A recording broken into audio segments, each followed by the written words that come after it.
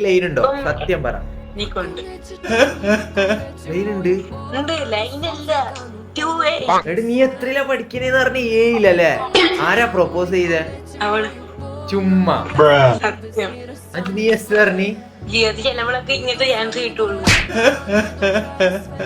അവളെത്രയിലാ പഠിക്കുന്നേ? ഒന്നിച്ചാ പഠിക്കുന്നേ? പറ.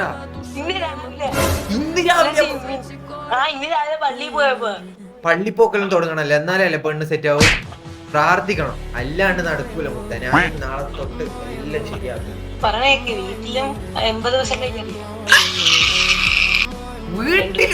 വീട്ടിലും അറിയാ. മറ്റൊന്ന് ക്രിസ്മസ് പരീക്ഷയല്ലേ വരാൻ പോന്നെ, പഠിക്കണ്ട.